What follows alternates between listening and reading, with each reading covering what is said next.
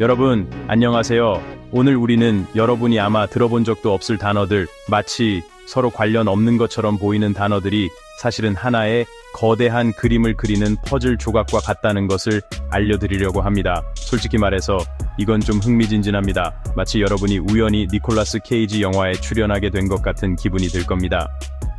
자, 여러분이 좋아하는 니콜라스 케이지 영화를 떠올려 보세요. 개인적으로 저는 페이스 오프를 추천합니다. 정말 명작이죠. 영화 속에서 니콜라스 케이지는 항상 이상하고 설명할 수 없는 단서들을 따라가다 결국에는 거대한 음모를 밝혀내곤 합니다. 바로 지금 현실 세계에서도 비슷한 일이 벌어지고 있습니다. 우리는 글로벌 금융 시스템이라는 거대한 판도라의 상자를 열어젖히고 그 안에 숨겨진 비밀들을 파헤치려고 합니다. 준비되셨나요? 좋아요. 안전벨트를 매세요. 왜냐하면 우리는 근본이제, QFS, 스타링크, 넷사라, 지사라, 심지어 PI 네트워크까지 마치 토끼굴 속으로 떨어지는 것처럼 미지의 세계로 뛰어들려고 하니까요. 솔직히 말해서 저도 이게 다 무슨 소리인지 잘 모르겠습니다. 하지만 함께 알아가도록 하죠. 좋아요, 여러분. X22 보고서라고 들어보셨나요? 아마 못 들어보셨을 겁니다. 저도 몰랐으니까요. 하지만 인터넷 세상 어딘가에서 음모론을 파고드는 사람들에게는 이 보고서가 마치 성경과 같은 존재라고 합니다. 이 보고서는 중앙은행 시스템이 곧 붕괴할 것이라고 주장합니다. 마치 젠가 탑이 무너지듯이 말이죠. 이 보고서에 따르면 중앙은행은 수십 년 동안 우리를 속여왔다고 합니다. 그들은 돈을 마음대로 찍어내고 인플레이션을 조작하고 기본적으로 우리 모두를 빚의 노예로 만들었다고 합니다. 하지만 이제 그들의 시대는 끝났습니다. X22 보고서는 익명의 정보원을 인용하며 곧 금융 리셋이 일어날 것이라고 주장합니다. 솔직히 말해서 이 보고서가 사실인지 아닌지는 저도 잘 모르겠습니다. 하지만 적어도 흥미롭지 않나요? 마치 저렴한 SF 소설 같지만 현실 세계에서 일어날 수도 있다는 생각을 하면 약간 무섭기도 합니다. 하지만 두려워하지 마세요. 아직 8개의 챕터가 더 남아 있으니까요. 여러분, 금 좋아하시죠? 반짝이고 예쁘고 가끔은 이빨에 끼기도 하죠.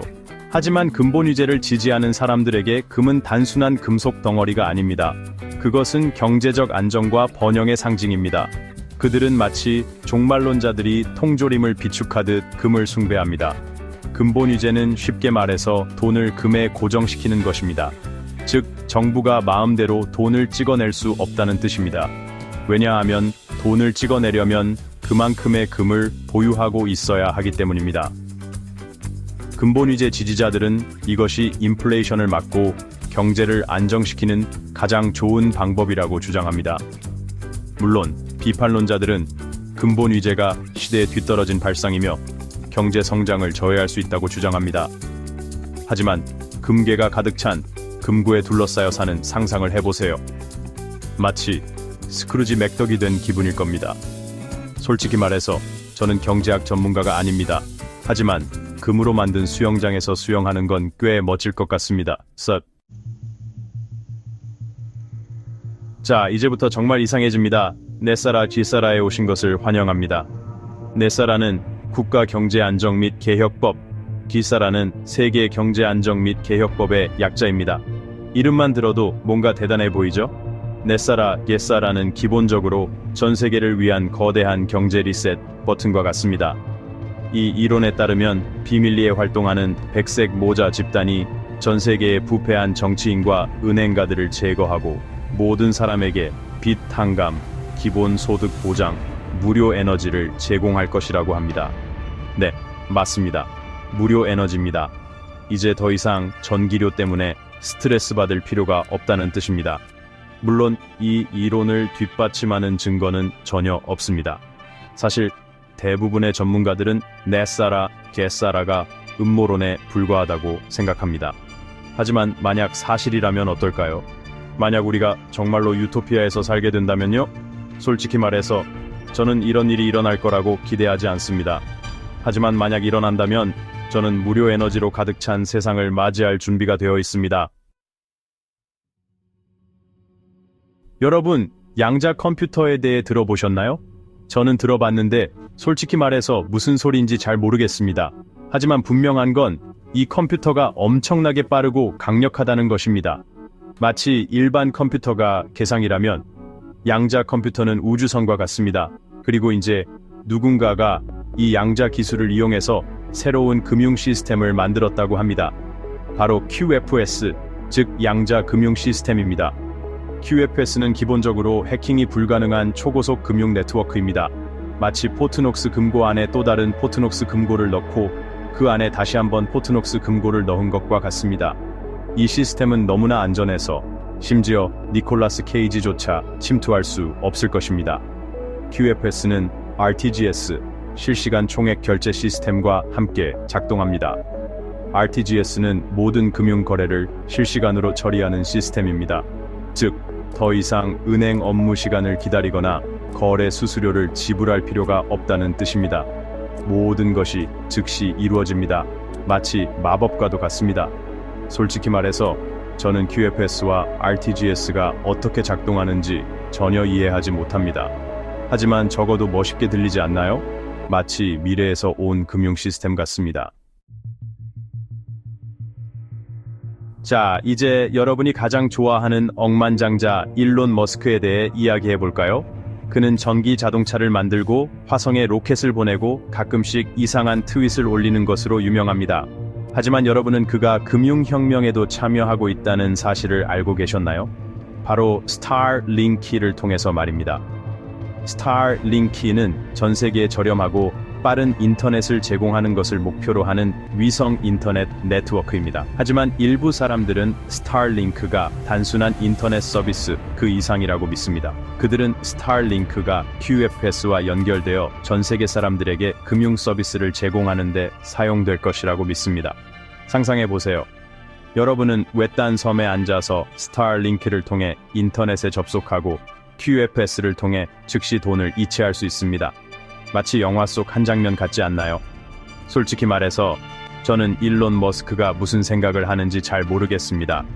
그는 아마도 화성에 은행을 세우려는 계획을 가지고 있을지도 모릅니다. 누가 알겠어요? 여러분, RB와 GCR이라고 들어보셨나요? 아마 못 들어보셨을 겁니다.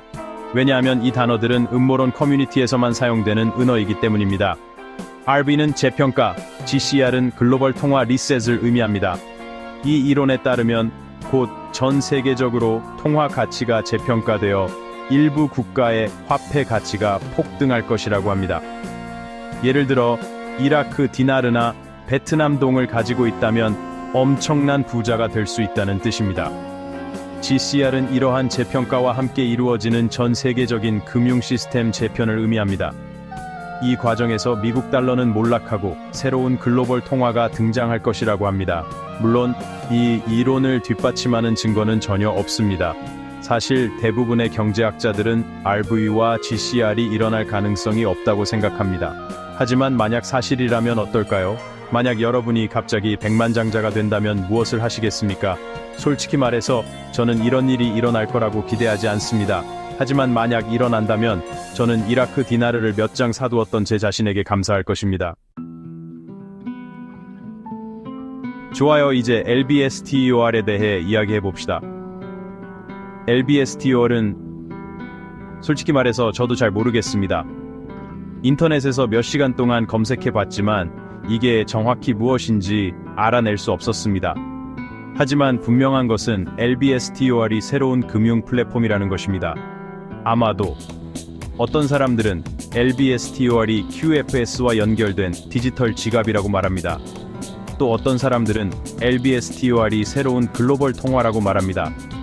하지만 솔직히 말해서 아무도 확실히 알지 못합니다. LBSTOR은 마치 슈로에딩거의 고양이와 같습니다. 존재하는 동시에 존재하지 않습니다. 아무도 그 안을 들여다보지 않기 때문에 우리는 그 안에 무엇이 있는지 알 수 없습니다. 솔직히 말해서 저는 LBSTOR에 대해 더 이상 할 말이 없습니다. 이 플랫폼은 너무나 신비하고 불가사의해서 저의 작은 두뇌로는 이해할 수 없습니다. 자, 이제 여러분이 좋아하는 주제인 암호화폐에 대해 이야기해 봅시다. 여러분은 비트코인과 이더리움에 대해 들어보셨을 겁니다. 하지만 PI 네트워크에 대해 들어보셨나요?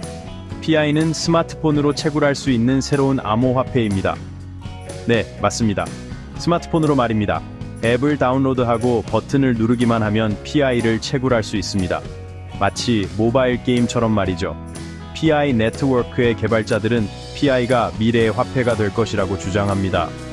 그들은 PI가 빠르고 안전하고 사용하기 쉽기 때문에 전 세계 사람들이 사용하게 될 것이라고 믿습니다. 물론 비판론자들은 PI가 사기라고 주장합니다. 그들은 PI가 실제 가치가 없으며 개발자들이 사용자들의 개인 정보를 훔치려는 것일 뿐이라고 말합니다. 솔직히 말해서 저는 PI 네트워크가 성공할지 실패할지 잘 모르겠습니다. 하지만 적어도 시도해볼 만한 가치는 있지 않을까요? 어쩌면 여러분은 스마트폰으로 미래를 채굴하고 있을지도 모릅니다. 자, 이제 마지막 챕터입니다.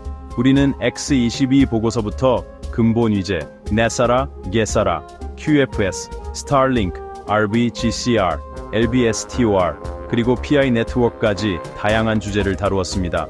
이 모든 것들이 의미하는 바는 무엇일까요? 솔직히 말해서 저도 잘 모르겠습니다. 아마도 우리는 새로운 경제 질서의 시작점에 서 있는 것일지도 모릅니다. 아니면 그냥 거대한 음모론의 늪에 빠져 있는 것일지도 모릅니다. 하지만 한 가지는 분명합니다. 세상은 변하고 있습니다. 금융 시스템은 그 어느 때보다 불안정해졌습니다. 그리고 새로운 기술들이 등장하여 기존의 질서에 도전하고 있습니다. 미래가 어떻게 될지는 아무도 모릅니다. 하지만 한 가지는 분명합니다. 우리는 앞으로 다가올 변화에 대비해야 합니다.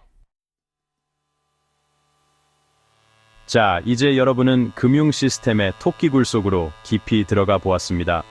솔직히 말해서 저는 여러분보다 더 혼란스럽습니다. 하지만 한 가지는 분명합니다. 변화가 다가오고 있습니다. 중앙은행 시스템은 흔들리고 있으며 새로운 기술들이 부상하고 있습니다. 근본 위제, QFS, 스타링크, 네사라, 제사라, PI 네트워크, 이 모든 것이 연결되어 있습니다. 미래는 준비된 자의 것입니다. 지금 시작하세요.